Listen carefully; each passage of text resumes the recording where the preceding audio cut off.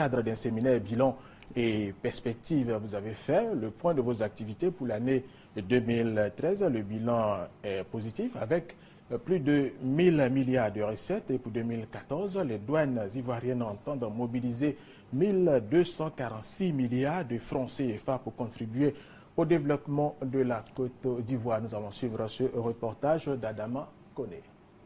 La messe est dite sur le travail à abattre par la douane ivoirienne au terme de 2 jours d'intenses réflexions au pied de la basilique de Yamoussoukro. Aller au-delà des 1246 milliards de francs CFA de recettes inscrites au budget 2014. Le directeur général qui a réaffirmé cette option a déjà en idée un plan d'exécution. Une feuille de route qui prend ses racines dans les recommandations issues du séminaire Bilan et Perspectives achevé ce samedi. Entreprendre de profondes réformes dans la procédure de gestion des ventes aux enchères. Transférer les prérogatives de contrôle de la destination des marchandises exonérées à la direction des enquêtes douanières. Renforcer le contrôle de l'appurement des admissions temporaires ordinaires, ATO. Abroger la circulaire 1617 relative à l'interdiction des importations et au dédouanement de marchandises au bureau frontière. Accélérer la migration vers le SIDAM World version 2 en vue de la mise en œuvre du paiement électronique. L'administration douanière est ainsi au garde-à-vous, prête à jouer sa partition dans le développement de la Côte d'Ivoire. Mon colonel, c'est juste un résumé de ce séminaire. Est-ce que vous pouvez aller au-delà? Merci. Vous avez écouté tout à l'heure les résolutions telles qu'elles ont été déclinées. Ces résolutions vont être traduites une fois qu'elles auront été validées par notre tutelle qui ne nous a pas ménagé son soutien en plan d'action stratégique. Et ce plan d'action va assigner des objectifs spécifiques à chaque direction qui devra s'atteler pendant l'année 2014 à le mettre en œuvre. Et nous veillerons à ce que ces résolutions ne restent pas lettres mortes. Mon collègue, en 2013, vous avez dépassé 1000 milliards de francs CFA, une véritable prouesse. Quelle a été votre stratégie? La stratégie, elle est toute simple. Lorsque je suis arrivé à la tête de cette administration, j'ai dit qu'il fallait poursuivre et achever les différentes réformes qui avaient été déjà entreprises. Donc, il s'agit de renforcer, d'en finir avec ces réformes, notamment l'informatisation de toutes les procédures autant que faire se peut pour éliminer l'intervention de la main humaine, renforcer la prise en charge, lutter de façon rigoureuse contre la sous-facturation et la fraude, la contrebande, la contrefaçon, la fraude de manière générale sous quelque forme qu'elle se présente. Voilà ce qui va constituer l'épine dorsale de notre combat en 2014. Et nous pensons qu'avec le soutien de la tutelle, si les mesures d'accompagnement que nous avons sollicitées nous sont données, nous n'avons aucun doute, notre détermination est sans faille pour aller chercher ces 1246 milliards. Et d'ailleurs, notre ambition, c'est de les dépasser.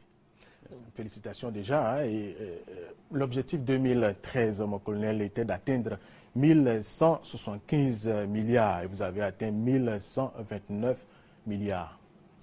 Oui, le dysfonctionnement. Oui. Effectivement, nous aurions voulu atteindre les 1175 milliards et même les dépasser. Mais l'objectif au niveau des marchandises générales, parce que c'est là qu'il y a eu les difficultés, l'objectif a été fixé à 769 milliards,56 francs. Pour réaliser cet objectif, ce qui supposait une progression de l'ordre de 23,8% par rapport aux réalisations de l'année dernière qui se sont fixées à 621,79 milliards de francs. Or, le taux de progression n'a été que de 7%. Donc l'hypothèse de départ ne s'est pas vérifiée. En plus, nous avons connu quelques perturbations dues au passage d'un système d'inspection avant embarquement à un autre système d'inspection à destination. Et vous savez que tous les changements ont leur mélancolie, le passage d'un système à un autre a créé quelques dysfonctionnements, même si des efforts notoires ont été accomplis dans ce domaine. Il faut souligner aussi que nous avons eu la suppression du scanner, ce merveilleux outil qui nous permet d'opérer des contrôles non intrusifs, aussi bien sur la qualité que sur la quantité. Il y a évidemment aussi qu'il ne faut pas oublier le coût des exonérations qui pèsent essentiellement sur les marchandises générales et qui se chiffre cette année à près de 182,1 milliards, soit 16% des recettes douanières. Et il faut dire que c'est près de 95% de ces mesures qui pèsent sur les marchandises générales qui constituent l'essentiel du potentiel de recettes. Voilà un ensemble de facteurs qui ont obéré nos résultats à ce niveau. Mais cette année, nous pensons que l'opérateur technique qui a été choisi aura fait les réglages nécessaires, notamment en matière d'évaluation, de disponibilité des certificats de classification et de valeur. Donc le rythme de déclaration va s'accélérer et nous pensons que nous devons, avec l'ensemble des mesures que nous avons arrêtées au niveau du séminaire et avec la cohésion, la détermination des uns et des autres, nous devons réussir à réaliser les 1246 milliards et même voir les dépasser. En tout cas, c'est notre détermination et rien ne sera laissé de côté pour atteindre cet objectif.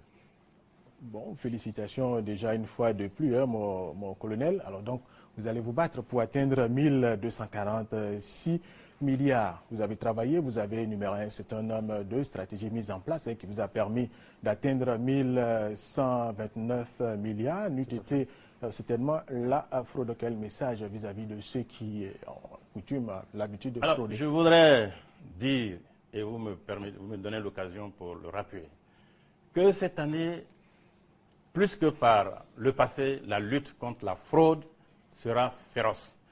La sous-facturation va être combattue par tous les moyens. Et comme nous avons l'appui d'un opérateur technique, je pense que sur ce chapitre, on peut déjà s'attendre à de bons résultats. Le renforcement au niveau de la prise en charge va être également une priorité pour faire en sorte que tout ce qui parvient à nos frontières, au port d'Abidjan, puisse être pris dans ce que nous appelons le panier, de manière à avoir une liquidation efficiente.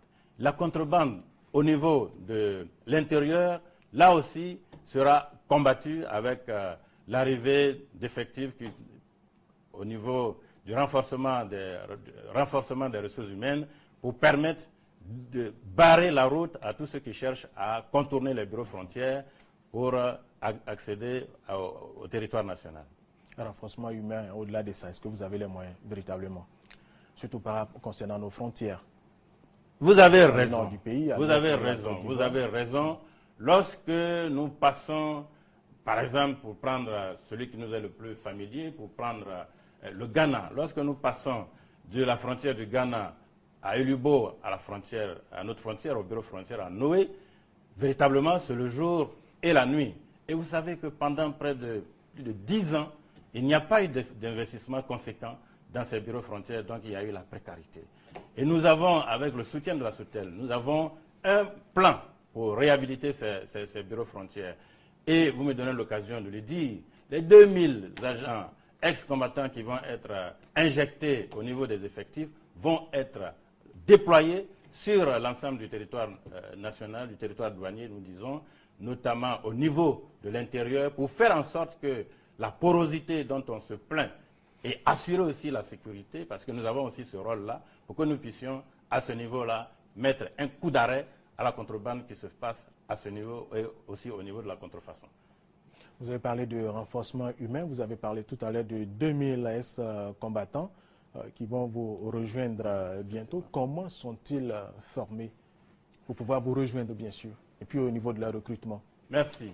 Alors, vous me permettez de mettre, disons, de balayer du revers de la main, en tout cas de rétablir la vérité des faits, sur le recrutement de ces ex-combattants. D'aucuns pensent qu'on a ramassé le premier kidam venu sans aucun diplôme, sans aucune formation. Non.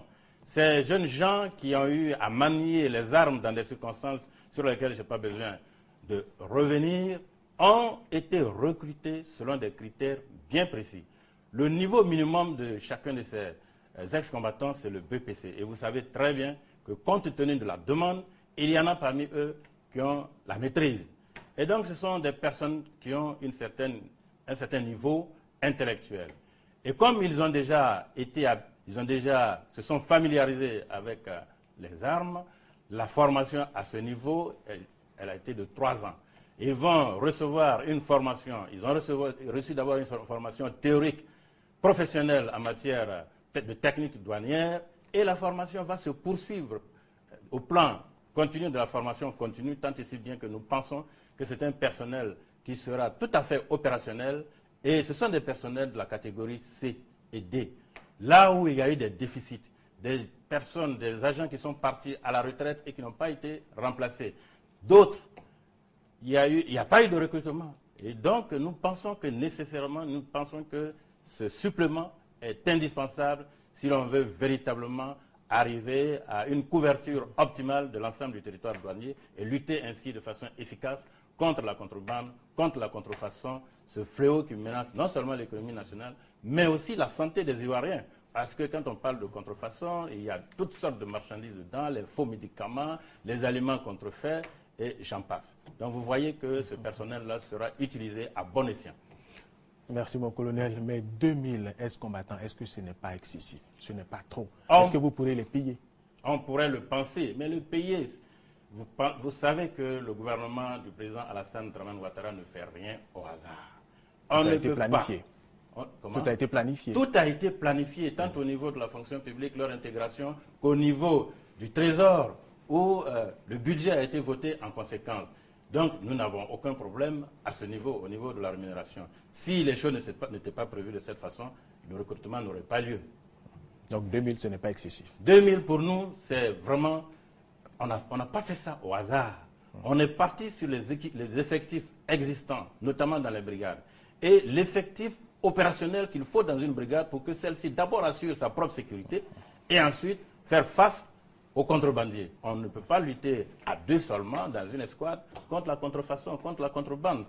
Sachez que ces personnes qui utilisent leurs moyens et leur intelligence pour fossoyer l'économie nationale se déplacent parfois en caravane et lourdement armés, et donc constituent une menace pour 2 ou 3 agents qui se retrouvent totalement isolés pour faire face à cet ordre-là. Donc il faut arriver à avoir des brigades avec un effectif opérationnel et non avoir comme dans certaines unités 4 agents, 2 agents, 3 agents, où ils ne peuvent même pas faire face, assurer leur propre sécurité, à plus forte raison, lutter contre la contrebande. Et à ces agents, vous allez donner les moyens? Naturellement, on ne va pas recruter un personnel, aller les déployer dans des frontières sans qu'il n'y ait les moyens qui suivent. Donc, les moyens seront revus en conséquence, et là-dessus, nous comptons énormément sur l'appui de notre tutelle, et c'est l'occasion que vous nous donnez pour leur dire merci beaucoup pour tout le soutien qu'ils nous ont apporté lors de ce séminaire. Oui, merci mon collègue. Vous avez parlé tout à l'heure de la frontière Côte d'Ivoire-Ghana et les frontières au nord du pays, Côte d'Ivoire-Burkina, Côte d'Ivoire-Mali et Côte d'Ivoire-Libéria et Guinée. Oui, je n'ai pas voulu citer toutes ces frontières, mais vous savez très bien que ces frontières se trouvent totalement dans la même situation, notamment lors de la crise militaro-politique que nous avons connue pendant près de 10 ans. Toutes ces parties du territoire national, du territoire douanier, n'ont pas été sous la maîtrise de l'action des douanes, parce que la situation était celle-là, mais aussi faute de moyens suffisants en personnel humain. Donc toutes ces frontières, toutes ces brigades et même les unités mobiles d'intervention seront pourvus, dotés en moyens conséquents et notamment en ressources humaines adéquates. Alors, mon colonel, on va revenir à votre bilan, le bilan des douanes ivoiriennes, pour ne pas personnaliser ce bilan. 2013, vous avez bien travaillé. 2014, vous attendez atteindre 1246 milliards et contribuer au développement de la Côte d'Ivoire. Vous allez confirmer? Non seulement je le maintiens, mais je le confirme. Et je n'ai aucun doute dessus. Parce que je dis toujours que lorsque le président de la République, dans sa vision, promet aux Ivoiriens un État émergent d'ici l'année 2020, mais c'est une invite à ce que chacun, là où il se trouve, quel que soit son niveau, apporte sa contribution à cette émergence-là. Et les douanes ivoiriennes entendent prendre leur part de façon active, sans hésitation aucune. De façon active et de façon responsable également, mon colonel.